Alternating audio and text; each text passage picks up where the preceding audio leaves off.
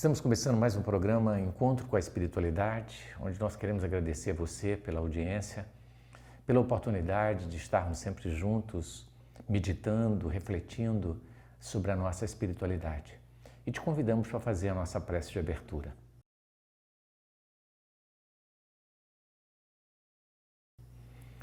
Deus de amor e bondade, nos abençoe e nos ilumine, que o teu amor se estenda sobre todos os lares, levando para cada coração conectado conosco nesse instante paz, equilíbrio, saúde e, acima de tudo, a esperança, Senhor, num dia melhor. Graças te damos hoje, amanhã e sempre. Que assim seja. Bom, gente, hoje nós vamos falar um tema muito interessante, um tema polêmico, né, no mundo todo, que é falar sobre morte assistida. Falar sobre morte já é difícil, e morte assistida é mais difícil ainda. Mas nós vamos começar abordando a questão da morte, porque ela faz parte do nosso dia a dia, apesar de que nós a ignoramos, nós tentamos fugir desse assunto sempre, né? Porque nós achamos que morte representa fim de tudo. Morte representa o que é de pior que existe na Terra. E esse conceito, na verdade, é um conceito equivocado, porque a morte representa, para nós que temos uma visão do mundo pós-morte concreta, representa exatamente a porta de entrada nossa para a verdadeira vida, a vida espiritual. Então, às vezes você pode dizer, mas de onde que você tirou essa ideia? De onde que existe algum morto que voltou para dizer que existe vida após a morte? Sim, centenas, milhares de espíritos já voltaram e mandaram as suas mensagens dizendo que a vida continua. Só o Chico Xavier recebeu mais de 5.000 mensagens. E o Chico chegou num nível de espiritualidade tão grande que ele conseguiu receber uma mensagem que absorveu um réu que estava sendo condenado, porque eram dois amigos que estavam brincando de roleta russa e um matou o outro. Então, esse amigo ia ser condenado e o espírito, né, angustiado, com medo do amigo dele ser preso e condenado, foi no Chico e mandou uma mensagem para o juiz, assinado, né, e com a própria letra dizendo que não foi um assassinato, foi um acidente. E o Chico mandou essa carta para o juiz mandou para os especialistas em caligrafia em Curitiba e para análise, e foi concluído pela análise de que se tratava da letra e da assinatura do morto. E o juiz reconheceu e absorveu o réu em função dessa carta. Então você vê a profundidade, a seriedade que isso representa, né? E então existem pessoas questionando se realmente existe vida após a morte e que nunca viu nenhum morto mandar nenhuma mensagem dizendo. Eu posso te dizer com todo respeito e todo carinho que você está mal informado, porque se você lesse, se você estudasse um pouco mais, você teria acesso a tudo isso. Hoje a internet facilita muito, né? E nós podemos pesquisar e ver isso. A ciência caminha nessa direção, mostrando que a vida extracorpórea ela é muito mais pujante, muito mais exuberante e potente do que a vida material que nós vivemos, que é ínfima diante da vida energética, né, do mundo extracorpóreo que existe além do corpo físico. Então, baseado também em espíritos como Francisco de Assis. Francisco de Assis, ele é claro quando ele diz, e é morrendo que se vive para a vida eterna. Então, na verdade, a gente tem esse medo de morrer porque nós ignoramos que a verdadeira vida está do outro lado da vida. Então, como nós estamos falando hoje de morte, eu vou te fazer uma pergunta. Você já parou para pensar na sua morte? Você tem medo da morte? Então, se você tem medo da morte, e se você ainda não parou para pensar, é o momento. No livro Temas da Vida e da Morte, uma obra psicografada pelo médium Divaldo Pereira Franco, através do espírito de Manuel Filomeno de Miranda, ele fala que nós deveríamos pensar em nossa morte todos os dias durante 15 minutos, para que nós pudéssemos nos preparar para esse momento e para que nós pudéssemos ter essa passagem de forma tranquila, equilibrada, sem sentimento de perda nem separação daqueles que amamos. Porque talvez o grande temor da morte é nos separarmos das pessoas que amamos. E isso não acontece. Porque quando nós nos desprendemos do corpo, né? E por isso a doutrina espírita, a doutrina budista e outras reencarnacionistas não usam o termo morte para, né, o desencarne. E eles utilizam a palavra desencarne, que é sair, desprender-se da carne, deixar a carne, e não a morte propriamente dita. Se existe algo que morre, entre aspas, é o corpo.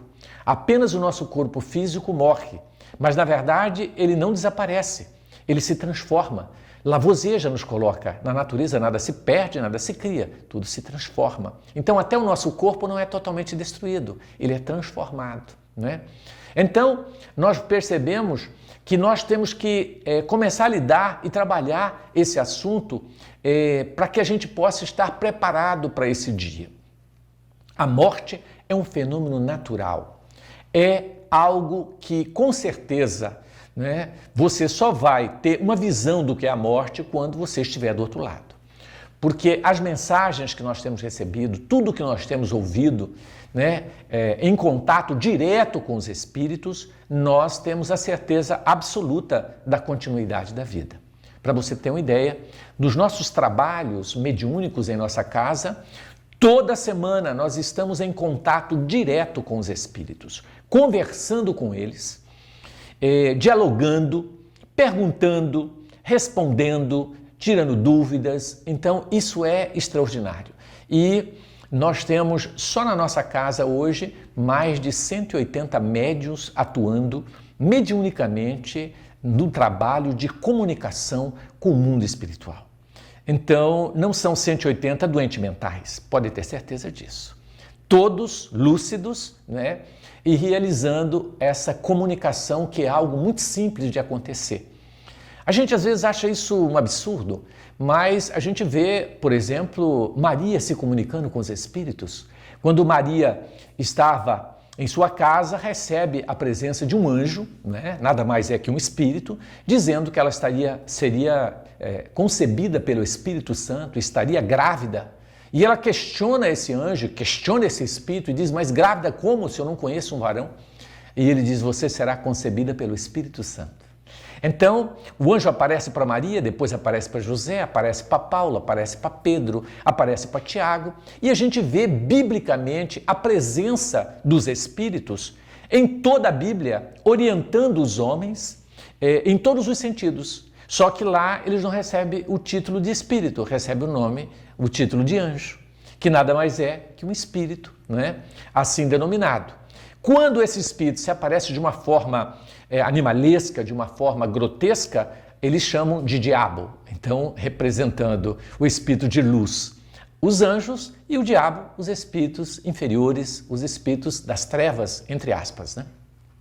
Então, gente, é muito importante que a gente pare e faça uma análise, faça um preparo, porque todos nós vamos partir mais cedo ou mais tarde.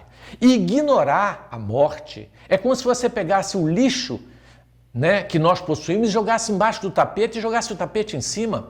E a gente não quer tocar nesse assunto. Mais cedo ou mais tarde o tapete vai sair, o lixo vai aparecer. Ou seja, nós não podemos fugir da morte, porque ela é inevitável. A morte do corpo físico, a transformação do corpo físico, porque a alma é eterna e jamais morre. Então, nós vemos que a morte é um fenômeno natural. Você que tem medo de morrer, eu vou te dar uma notícia muito boa. Morrer é dormir. Todas as noites, quando você dorme, o seu corpo sai. Você vai a lugares que nunca foi. Você conhece pessoas. Você acorda emocionado, triste ou alegre. Exatamente mostrando que o mundo espiritual, ele é real.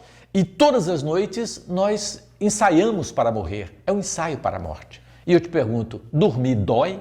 Dormir é triste? Dormir é algo doloroso? Não, é tranquilo, é suave. A morte é uma delícia, mas a morte daqueles que morrem no momento que devem morrer, no momento em que estão naturalmente preparados, não na morte forjada, por exemplo, através do suicídio ou de uma outra atitude que te leve a morrer antes da hora. Então é muito importante, né, nós entendermos que a morte representa um fruto maduro que cai naturalmente do pé, sem violência, sem sofrimento. A morte em que nós provocamos é uma morte onde você retira o fruto de forma grotesca e violenta, e esse fruto com certeza é um fruto verde e que não vai amadurecer jamais, porque ele precisa do tempo, ele precisa do exato momento da sua partida.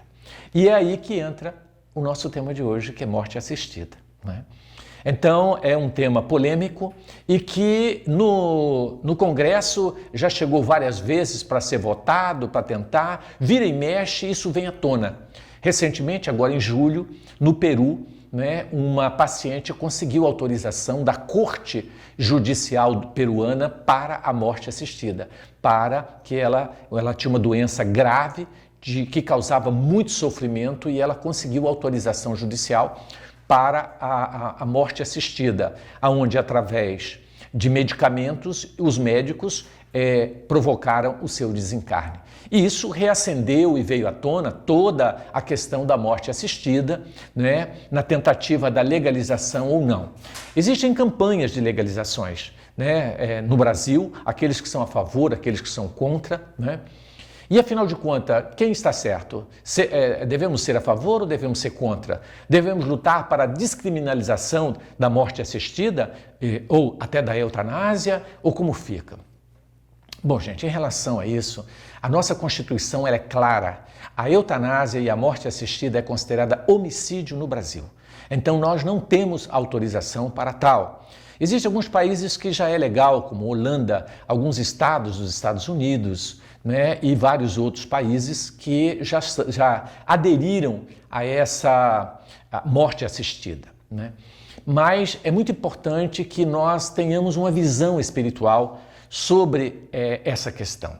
A morte assistida é quando um indivíduo lúcido, né, por vontade própria, ele decide colocar fim à sua vida, não é? Através de uma documentação que ele assina, autorizando os médicos a darem um medicamento para que ele possa morrer de forma sem dor, né? Sem sofrimento e na hora que ele deseja. Isso significa, né, morte assistida. Eu não gosto muito do termo porque toda morte acaba sendo assistida, ou alguém está assistindo, mas o termo morte assistida representa isso, onde o indivíduo lúcido, maior de 18 anos, né, decide optar por cessar a sua vida. Seja em função de uma doença grave que ele possua, seja em função de uma depressão onde ele não tem mais vontade de viver. Então, a morte assistida funciona dessa maneira. Como a doutrina espírita, como nós que temos uma visão da espiritualidade, enxergamos essa decisão? A espiritualidade informa que essa decisão ela não é correta, porque o momento, né, da morte é como o momento do parto. Quando você precipita, você vai ter consequências disso, né? Então tudo tem que ser natural, não pode ser forçado. A gente sabe hoje que a tendência mundial é que os partos sejam naturais e não mais cesariana, porque quando um bebê nasce 2 dias antes do dia que deveria, ele tem várias disfunções orgânicas que a ciência ainda não tem nem noção da gravidade. Por isso, a morte ela tem que acontecer no momento exato que ela deveria acontecer, nem depois, nem antes. Por isso existe hoje um movimento no Brasil, né, e que já é, inclusive, vamos dizer assim, endossado pelo Conselho Federal de Medicina e órgãos legais dessa área, é o que a gente chamaria da ortonásia, que seria não uma eutanásia, chama ortonásia, que seria exatamente o paciente decidir, ele, por conta própria, por opção, que ele não quer ser entubado, ele não quer ir para uma UTI e ele quer ter uma morte natural, uma morte sem interferência nem para mais e nem para menos.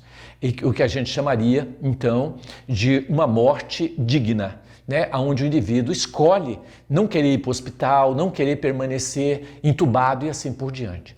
Então, hoje já existe uma medicina voltada para tratamentos chamados tratamentos paliativos, para cuidar desses pacientes até o final, dando a eles a liberdade de escolher tomar esse ou aquele medicamento ou não para manter a sua vida. Então eu acho isso muito lindo, um respeito ao livre-arbítrio e com certeza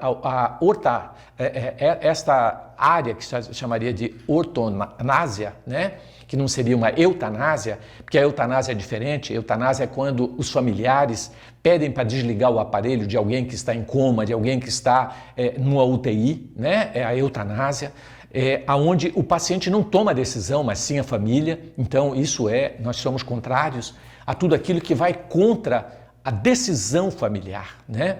Quer dizer, a decisão do paciente.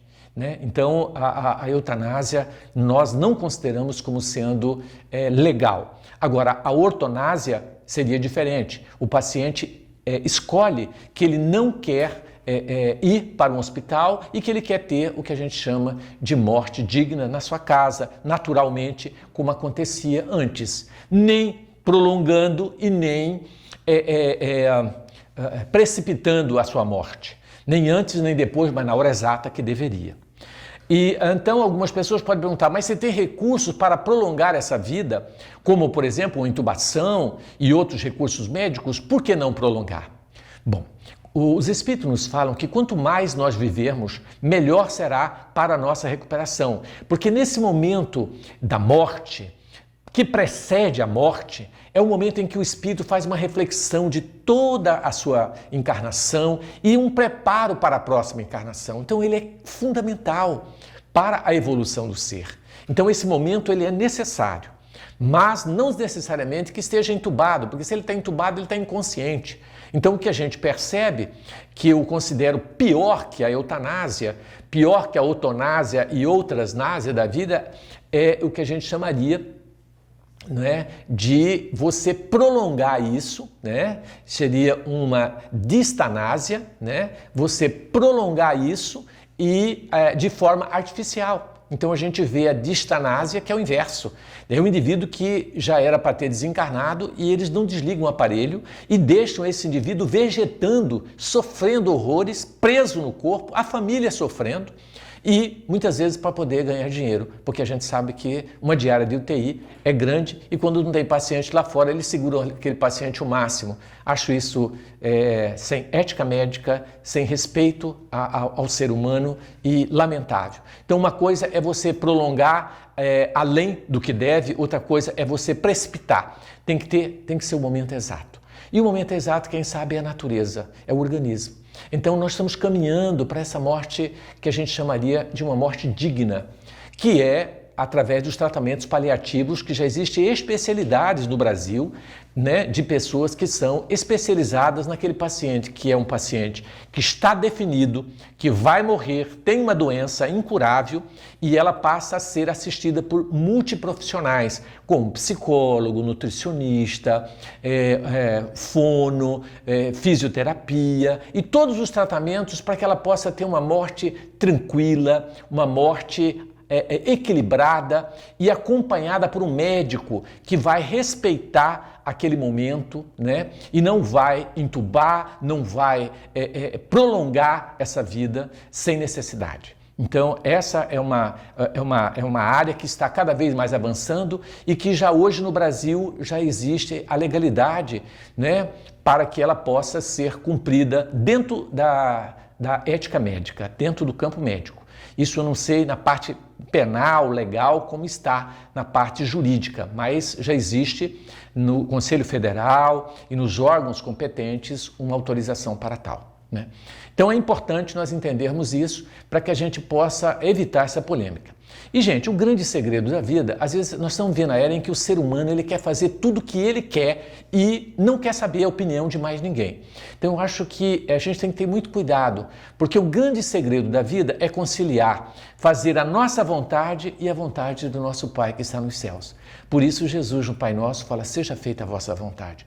Conciliar a nossa vontade com a vontade do nosso Pai é o equilíbrio para a vida. Então nós devemos buscar esse equilíbrio, porque às vezes a nossa vontade, ela é uma vontade que não está conectada com a verdade, com aquilo que nós precisamos. Porque no momento de dor você desespera e vai tomar uma atitude que não deveria. Então nós temos que ter essa conciliação para não sermos fanáticos, mas também para não desconectarmos com a fonte superior da vida, que é Deus, né?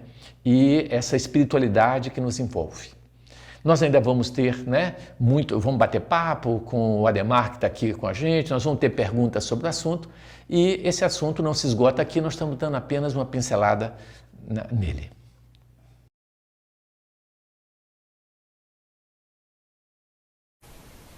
Oi, Dr. Márcio, tudo bem? Meu nome é Gisele e me ajuda com uma dúvida que eu tenho. Se a morte assistida ela é um erro, então o fato de eu estar usando de todas as formas, todos os meios possíveis para impedi-la de cometer a morte assistida, eu estou impedindo o seu livre-arbítrio, eu estou errada? Gisele, a sua pergunta é interessante, não é? Nós precisamos respeitar o livre-arbítrio de cada pessoa. Se a pessoa ela quer realizar a morte assistida, né, e procura um país onde a morte assistida é legal, quem somos nós para interferir? Se Deus, que é Deus, nos dá essa liberdade de escolha, quem somos nós para interferir na vida de alguém, não é? Então ela pode, só que ela tem as consequências dos seus atos. A planta é livre, mas a colheita é obrigatória, porque a morte assistida nessa situação é considerado uma morte precipitada, é considerado um suicídio. Então ela vai ter que responder por isso, obviamente, dentro da lei de causa e efeito. Eu sou a Eduarda e a minha pergunta é: sabemos que o principal motivo do paciente de querer uma morte assistida é aliviar o seu sofrimento? E se, na verdade, ele quisesse aliviar o sofrimento da família, isso diminuiria a culpa dele no fim? Eduarda, a sua pergunta é interessante e é por isso que esse assunto é polêmico, porque muitas vezes o paciente não quer aliviar só a sua dor, mas aliviar a dor da família também, que sofre, né? E é natural que esse desejo, né, de não causar tanta dor à família e a si próprio é um instinto natural, né, do ser humano. E nós temos, na minha visão, enquanto médico, que buscar todos os meios para que o indivíduo tenha o que eu chamo de morte digna, uma morte tranquila, uma morte serena, uma morte acompanhada, orientada, né? E uma morte onde o paciente consiga, né, o mínimo que ela necessita. Para você ter ideia, eu fui chamado para assistir uma senhora que estava desencarnando e pediu: Dr. Márcio, vai ver minha mãe, ela quer tanto te ver e ela está morrendo, ela deve morrer hoje, se o senhor puder ir vê-la. Eu fui lá na Coab Nova e cheguei para visitá-la. Quando eu cheguei e olhei, ela estava totalmente desidratada e morrendo por desidratação. Eu digo: gente, ela não está morrendo, ela está desidratada. Manda ver um soro urgente. Mandei pegar soro, começamos a hidratar. A paciente morreu 15 dias depois, porque ela estava morrendo de sede, desidratada. Então, eu dei àquela paciente uma condição dela não morrer com sede, né? Naquele desespero. Hidratamos a paciente. Então, a gente tem que dar esse suporte para que o indivíduo sofra menos. Então, isso é importante. Mas ela ainda teve 15 dias. Ela participou de um aniversário da netinha 10 dias depois, né? Mesmo naquele estado terminal. Então, são momentos que ela aproveitou. Então, eu acho que, enquanto médico, nós temos que buscar todos os recursos para que o paciente sofra menos possível, né? Isso é importante. Meu nome é Soraya. A minha dúvida é a seguinte: a gente sabe que existe a Clínica Dignitas fora do Brasil, que trata de morte assistida em casos de doenças terminais, pessoas que já não querem mais viver. E nós sabemos também que a doutrina espírita é muito esclarecedora quanto ao fato de morte, de passagem de vida com doença ou do suicídio, que é o suicídio assistido, né? Eu gostaria de saber de você, me explica como eu faço para poder apresentar para uma pessoa que não é da doutrina que aquilo não é o correto, que ela precisa esperar o tempo dela. Sua pergunta é interessante. É natural que quando amamos alguém, nós queremos convencer este alguém das verdades que nós acreditamos. Mas isso não é correto, porque nós temos que aprender a respeitar o livre-arbítrio, a liberdade de cada um e a evolução. Então, quando nós queremos forçar a barra no sentido de convencer alguém, né, por todas as maneiras, isso causa angústia, ansiedade e uma série de outros transtornos no indivíduo que quer convencer o outro. Pensa alguém, né, tentando te convencer para ser de alguma religião sem você querer e desejar isso. É desagradável, é inconveniente. Então, por mais que a gente ame, a gente tem que respeitar o momento certo. Na hora certa, a pessoa vai procurar. E esse é o momento em que ela vai ter sede. Dar água para quem tem sede é diferente de dar água para quem não quer beber água. É uma violência forçar a natureza. Gente, temos a grata alegria de receber aqui o nosso amigo Ademar, que hoje é presidente das obras sociais Mãe Zeferina, um trabalho maravilhoso no Cospó. Então é uma alegria muito grande ter você aqui, Ademar, para a gente bater um papo sobre esse tema morte assistida, né? E o trabalho que eles realizam lá é extraordinário, vocês precisam conhecer, né? Que maravilha que é o Mãe Zeferina, uma obra fenomenal na área social, que eles fazem um trabalho fantástico, né? Então nós queremos agradecer e fica à vontade, Ademar, para você falar sobre o tema com a gente. Márcio, é uma alegria imensa poder estar aqui com vocês, compartilhando essa experiência. Primeiro, eu quero agradecer a Deus pela oportunidade e, segundo, agradecer a confiança que a direção dessa casa, que é a minha casa também, a nossa casa, de estar aqui compartilhando algumas experiências com você que está em casa a nos assistindo nesse instante.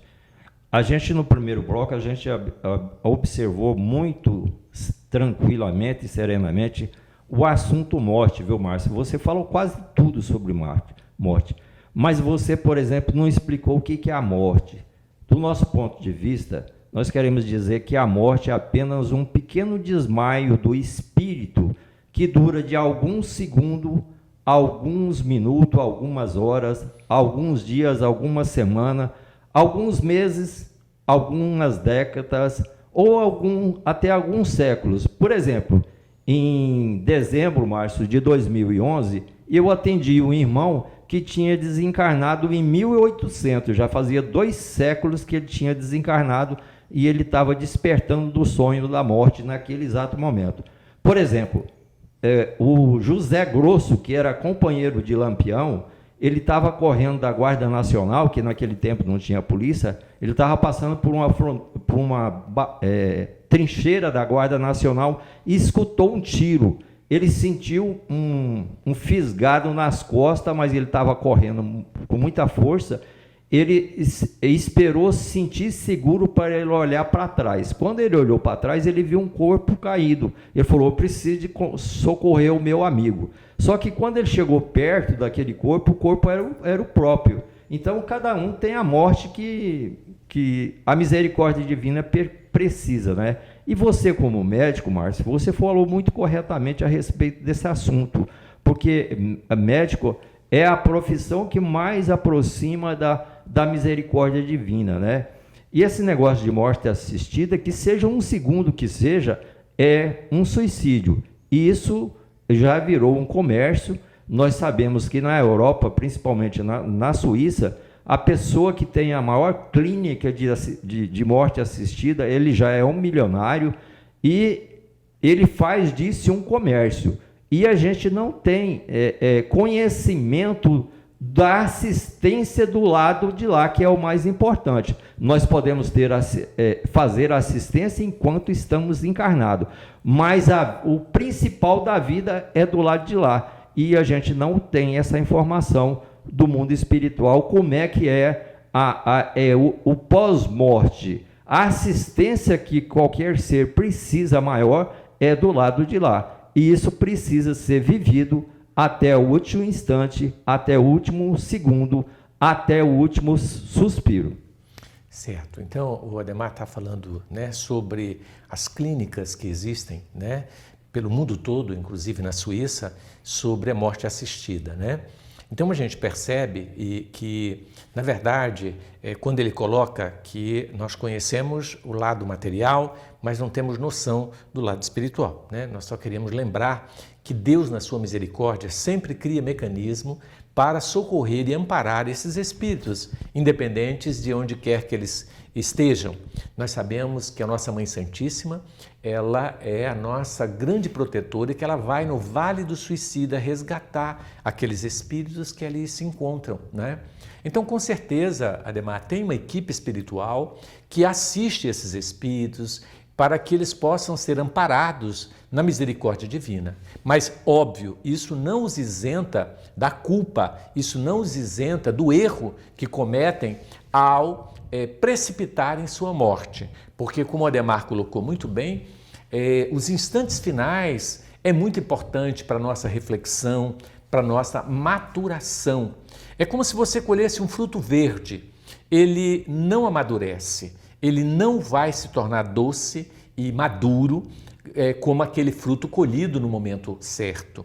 Então, o desencarne, ele precisa ser respeitado, né? Nós temos que ter esse respeito pela vida e pela morte. Aliás, respeito por tudo, né, Ademar? Nós devemos respeitar, porque o nosso corpo é um templo sagrado e ele precisa ser respeitado. Ele tem o seu tempo certo, a sua hora certa, né?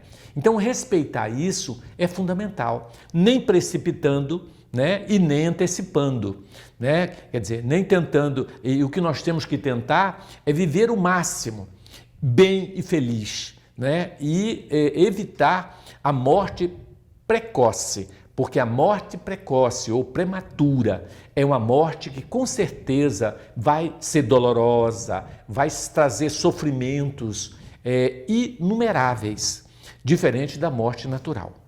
Nessa mesma linha de raciocínio, viu, Márcio e Gisele, a morte, todos nós, você acredita ou não, no sono é um exercício da morte. Todos nós morremos diariamente, basta que a equipe espiritual processe o desligamento do nosso fio dourado, que o nosso corpo físico vai a óbito. E se você acredita ou não, você acreditando ou não, um dia ou um século, algum dia da sua existência, você vai despertar desse desmaio da morte. E como muito bem o Márcio falou, Gisele, de toda essa literatura que ele falou, que eu avalizo todas, eu gostaria de falar do pai da igreja, que os historiadores consideram Santo Agostinho como o pai da igreja. Ele também fez essa referência que todos nós precisamos refletir sobre a nossa morte diariamente, né? Interessante, né? Então você vê Santo Agostinho aí fazendo essa colocação importante, né, Ademar? Da reflexão diária que nós devemos fazer da morte, né? E eu queria só lembrar que o Ademar, quando ele fala sobre esse desmaio, né, do espírito, ele está falando exatamente sobre um período que a gente chama período de perturbação, que o espírito vive assim que ele desencarna. Está no Livro dos Espíritos, que é um período em que o espírito ele não fica nem lá nem cá, ele fica como se estivesse desmaiado, ele fica inconsciente. E que esse estado de inconsciência, ou também chamado de período de perturbação, ele depende do grau evolutivo do espírito. Ele pode ser curto, né? Ou ele pode ser longo. Nós vimos na história que o Ademar conta que ele volta e vê o corpo caído, como naquele filme, na série Ghost, né? Onde o espírito instantaneamente ele recobra a consciência e vê o seu corpo caído no chão. Então esse estado de lucidez, né, varia de espírito para espírito e das circunstâncias em que o indivíduo tenha desencarnado.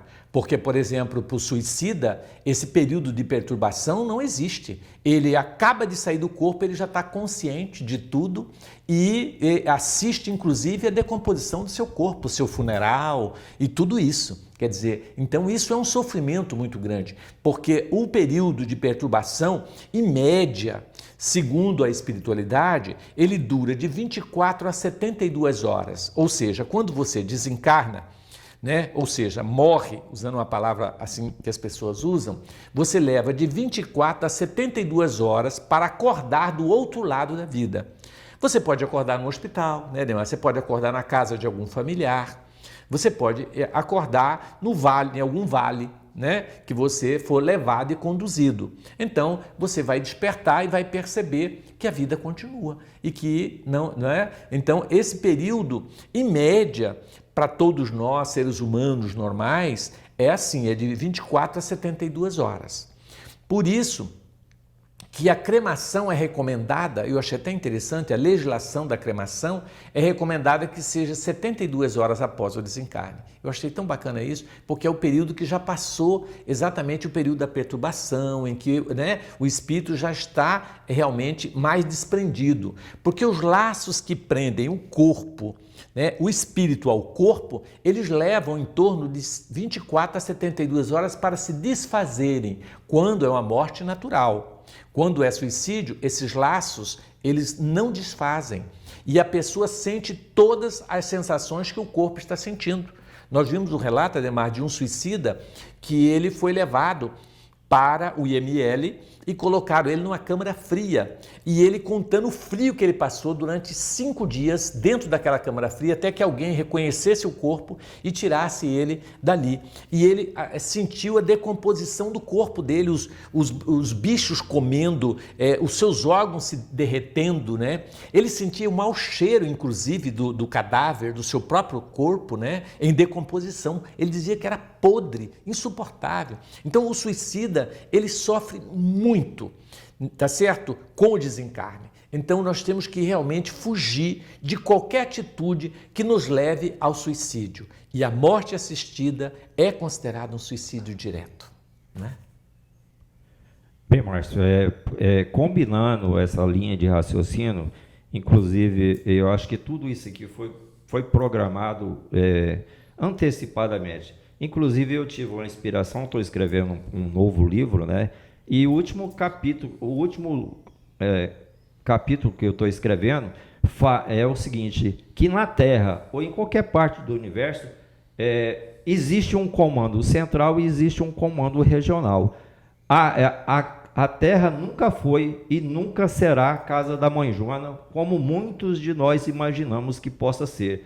Você acredite ou não, até uma folha de uma árvore tem que obedecer uma ordem natural, divina e universal. Hoje, a ciência mostra que nós temos o nosso planeta, é um grão de areia no universo, e existe um mundo universal e até multiversal. E existe um comando central, existe um comando regional, que sobre o nosso caso aqui, nós estamos sob o comando supremo do nosso Mestre Jesus e de todos os seus administradores. Inclusive, eu começo escrevendo a história de baixo para cima, porque a primeira igreja da Terra é a família. Existe uma programação que vem de cima, aonde Jesus tem os seus administradores. Por exemplo, quem que administra a minha casa? Eu e minha família. A sua casa, eu acredito que da mesma forma. Você e sua família. A sua empresa, da mesma forma. Quem que administra os municípios? São o prefeito e seus administradores diretos e indiretos, assim sucessivamente no Estado, na União e no universo da mesma forma. E esse governo central, regional, é do nosso Mestre Jesus, tanto não só da Terra, como em outros planetas circunvizinhos. E o comando central fica pela inteligência universal, a inteligência suprema. Então, tudo na Terra, você acredita ou não, tem um comando. E ninguém foge desse comando universal. É interessante, Ademar. É muito bacana esse livro seu, vai ser bacana falando sobre isso, né? Agora, o que eu acho mais importante, Ademar, que embora exista, né, todo esse comando, né, que governa todo o nosso orbe, todos os universos, tanto universos físicos quanto os universos paralelos que a gente chama, existe um respeito profundo ao livre-arbítrio do ser. Isso é importante, né? Onde o ser humano é livre para escolher e fazer as suas escolhas. Então, eu acho que é muito importante que a gente não esqueça disso, porque apesar de existir esse comando, a gente pensa muito em comando quando lembra da área militar, né? Onde o superior manda e o inferior tem que obedecer. Então isso só acontece no exército, porque existe um respeito profundo, divino, em relação à nossa liberdade, né? A folha, você lembrou muito bem, não cai uma folha de uma árvore sem a permissão divina, né? Então isso é indiscutível, mas observa, a folha vai seguir o curso que o vento levar essa folha. Não é o que Deus quer que ela caia naquele local. Ela vai cair aonde a natureza vai levá-la para que ela seja atraída magneticamente para aquele ponto. E não existindo uma interferência divina nesse sentido de tolir a nossa liberdade. E eu acho que é isso que eu mais amo em Deus. É Ele me respeitar, me aceitar como eu sou, inclusive me dando a liberdade de cometer erros, como a morte assistida, por exemplo, né? Então eu acho que essa liberdade, ela tem que ser respeitada, ela tem que ser preservada, porque se Deus respeita, quem somos nós para não respeitá-la, né? Então isso eu acho muito importante e isso que eu acho mais lindo no universo, porque embora exista todo um comando, esse comando obedece uma lei, a lei de liberdade, a lei do livre-arbítrio, onde o ser é livre para as suas escolhas. Ele pode não ser livre para a colheita, né? A colheita é obrigatória. Você planta, você colhe, mas você tem liberdade de plantar o que você quer. Porque eu tenho medo de, quando a gente fala em comando, as pessoas acharem que, na verdade, nós somos ioiôs na mão de Deus. E nós não somos ioiôs. Deus nos dá o livre-arbítrio. E isso que eu acho a coisa mais bela do universo, né? Fantástico, né, Márcio? O livre-arbítrio é uma coisa fantástica. Inclusive, nós somos herdeiros de nós mesmos, né? Você acredita ou não, você vai colher o que você planta, né?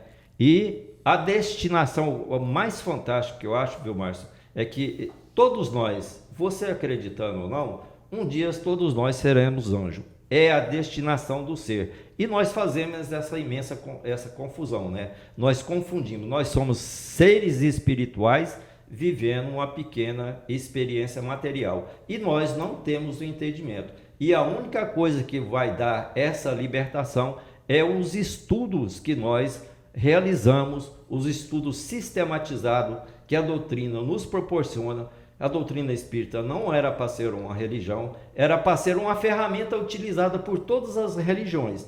Então a única coisa que é fantástica, que te dá esse entendimento, é a libertação através do conhecimento. Quanto mais você estuda, mais você aproxima da luz, e quanto mais bruto, mais você aproxima da sombra e do sofrimento. Quando perguntaram para o Chico qual que é a maior causa de dor e sofrimento da humanidade, e quando nós falamos de humanidade, Márcio, eu gosto sempre de referir à humanidade ocidental, porque nós conhecemos muito pouco da humanidade oriental, lá do outro lado do mundo.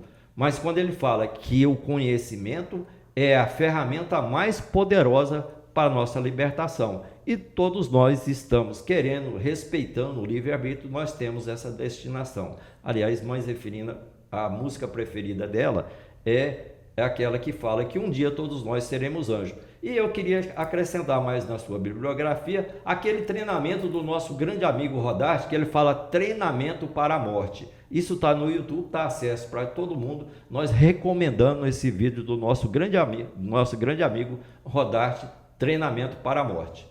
Bacana, né? Então o Ademar falando sobre treinamento para a morte, né, gente? Olha que esquisito, né? Você fala, Deus me livre, né? Gente, existe treinamento para tudo, não é? Tudo que a gente faz, a gente treina, a gente se prepara, profissionaliza, né? Busca. Então, por que não para a morte? Interessante. Então, esse curso é bacana, essa palestra que o Rodarte fez, está no YouTube, né? Chama Treino para a Morte. Rodarte, se você colocar, você encontra no YouTube. É muito bacana ele falando. E o mais interessante é que ele falou isso 6 meses antes da sua própria morte, né? Então, ele estava ali falando para si próprio, né? Naquela experiência. Então, Ademar, eu quero agradecer a sua presença aqui conosco, né? E dizer que você aqui é sempre bem-vindo e que as pessoas possam visitar o Mãe Zeferina, conhecer, né?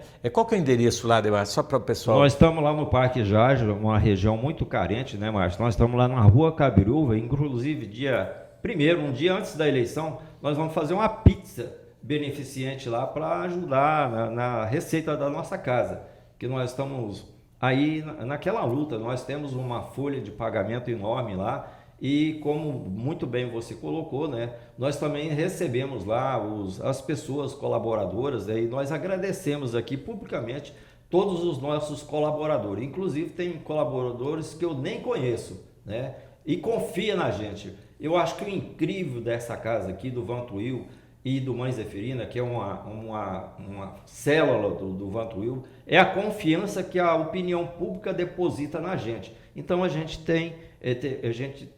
tem um zelo muito grande por essa confiança que a gente recebe da sociedade mato-grossense e cuiabana. Obrigado. Muito obrigado também pela oportunidade, viu, Márcio? Tranquilo, Ademar.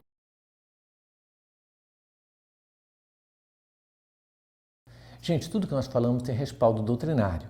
E, obviamente, o que nós trazemos aqui é apenas uma amostra grátis daquilo que representa realmente o assunto. O assunto é profundo e precisa ser estudado com maior intensidade, né? Não podemos ficar com apenas essas informações superficiais que nós trazemos aqui. Então, vamos sugerir alguns livros para que você possa se inteirar e aprofundar nesse assunto. Um dos livros que nós queremos é Reflexões Espíritas, do médium Divaldo Pereira Franco, né? Pelo espírito de Viana de Carvalho. Olha que interessante, gente. Temos também Quem Tem Medo da Morte, né?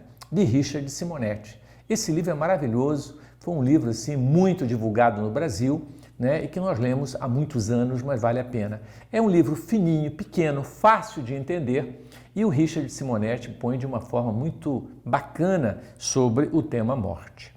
Temos Depois da Morte, de Leon Denis, que é um livro clássico que fala muito sobre a questão da morte e que aprofunda bastante o assunto. Temos também o Livro dos Espíritos, né, de Allan Kardec, onde esse assunto é abordado de forma profunda. Existe um capítulo todo falando sobre a morte. Temos também o livro Temas da Vida e da Morte, que é o livro que eu comentei, aonde Manuel manda a gente pensar todos os dias 15 minutos em nossa morte. Maravilhoso esse livro. O melhor livro que eu li sobre morte é esse livro. É um livro psicografado por Divaldo Pereira Franco, pelo espírito de Manuel Filomeno de Miranda.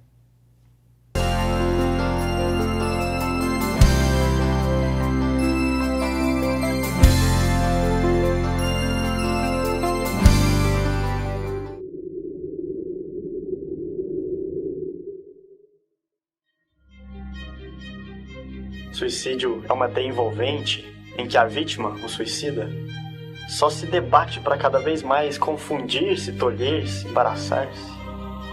Quando morri, fui surpreendido com meu aprisionamento em regiões do mundo invisível, composta por vales profundos, a que as sombras residiam.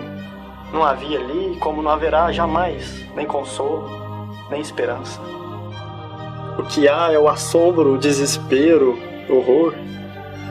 É o choro convulso, inconsolável, dos condenados que nunca se harmonizam. Ah, o remorso. Raiva envenenada daqueles que já não podem chorar, porque já ficaram exaustos pelo excesso das lágrimas. Ali eu fui insultado, ridicularizado, nos meus sentimentos mais caros e delicados, apedrejado, espancado, até que eu mesmo me atirasse contra os agressores na lama da mesma selva espiritual. A fome, a sede, o frio, a insônia, a fadiga. não havia ninguém que pudesse atingir um instante de serenidade, reflexão, para poder se lembrar de Deus.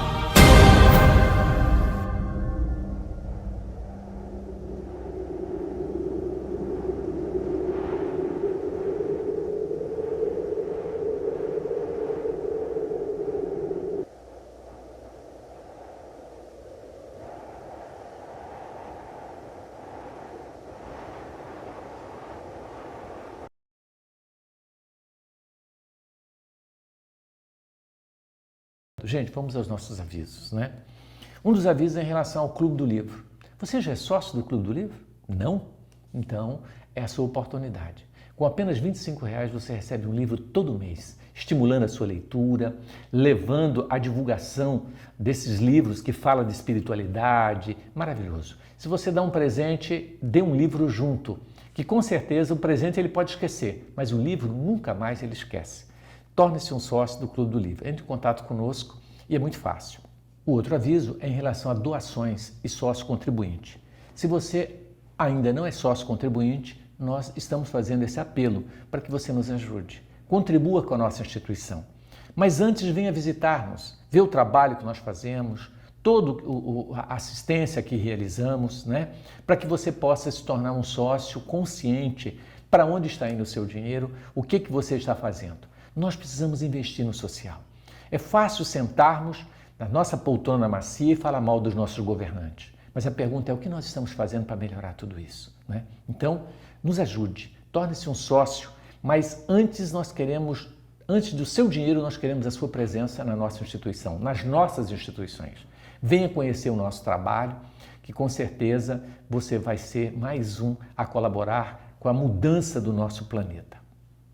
Queremos também agradecer você que já colabora, né, e que está fazendo esse esforço, porque com certeza você está, né, mudando a história do nosso país, do nosso estado, da nossa cidade. Gente, temos também o Lar de Amparo Eurípides Barçanufo, um lar voltado para atendimento com pessoas com depressão, síndrome do pânico, pacientes com crises emocionais, crises conjugais, com dificuldade nos relacionamentos. Então, aquela pessoa que está querendo chutar o balde, abandonar tudo e ir embora, né? E que está cansado de viver, cansado de lutar. Então, o lar é para atender essas pessoas. Você vem, fica totalmente gratuito, não paga absolutamente nada e você sai daqui com certeza diferente.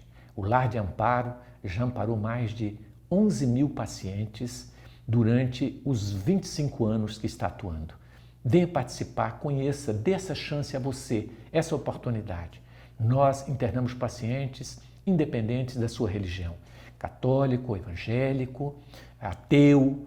Quem quiser participar vai ser assistido com todo amor e carinho, respeitando a sua religiosidade. Outro aviso é sobre o nosso encontro fraterno, né, gente, que vai acontecer dia 8 e 9 agora de outubro, logo após as eleições. Então, participe desse evento. É um evento de luz. Terão vários cursos que você pode fazer. Você participa, conhece gente nova, né? Todos os cursos com aulas teóricas e práticas, tá certo? Muito importante. Eu, inclusive, vou dar um curso e eu estou convidando você para participar conosco. Chama Coragem de Ser Imperfeito. Muito bacana, né? Baseado na nossa autora Brené Brown, uma grande escritora americana, e baseado também em todos os conhecimentos que nós temos da doutrina. Vai ser um curso que com certeza vai te auxiliar muito. E além desse, tem vários outros que você pode escolher durante o evento.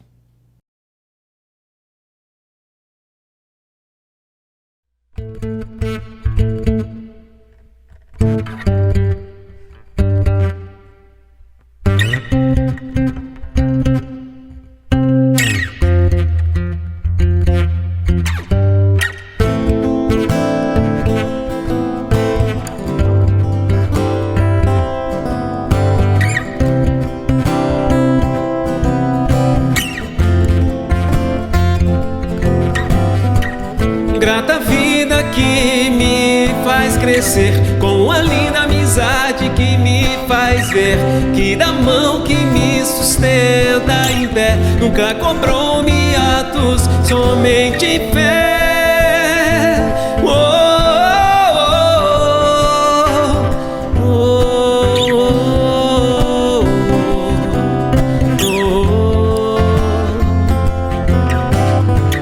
Quando você se afasta de mim, sempre escura a ilusão de pensar no fim, mas você vem com o seu coração e me mostra que a vida é doação,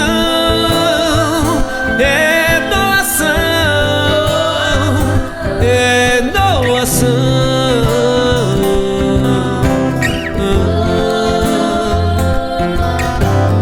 Tanta vida que me faz crescer, com a linda amizade que me faz ver, que dá a mão que me sustenta em pé, nunca cobrou-me atos, somente fé. Quando você se afasta de mim, sempre escura a ilusão de pensar no fim, mas você vem com o seu coração e mostra que a vida é doação, é doação, é doação.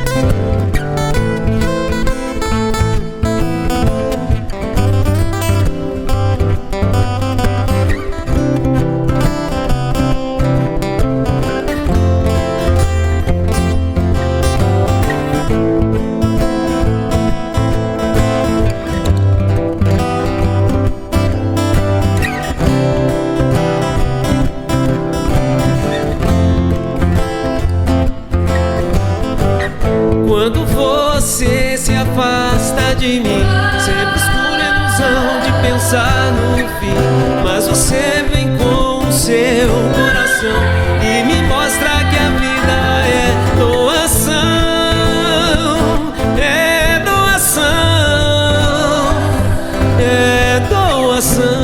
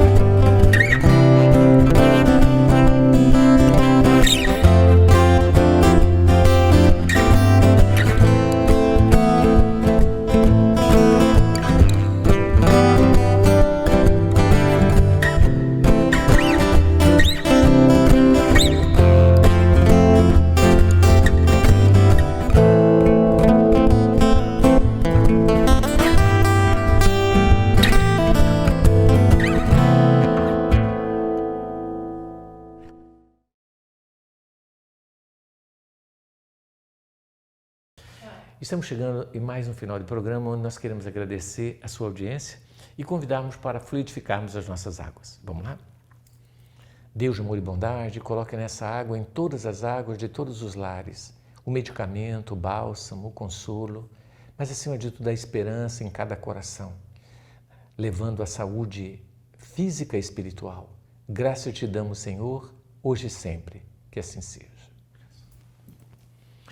Gente, muito obrigado e até a semana que vem, se Deus assim nos permitir. Muito obrigado.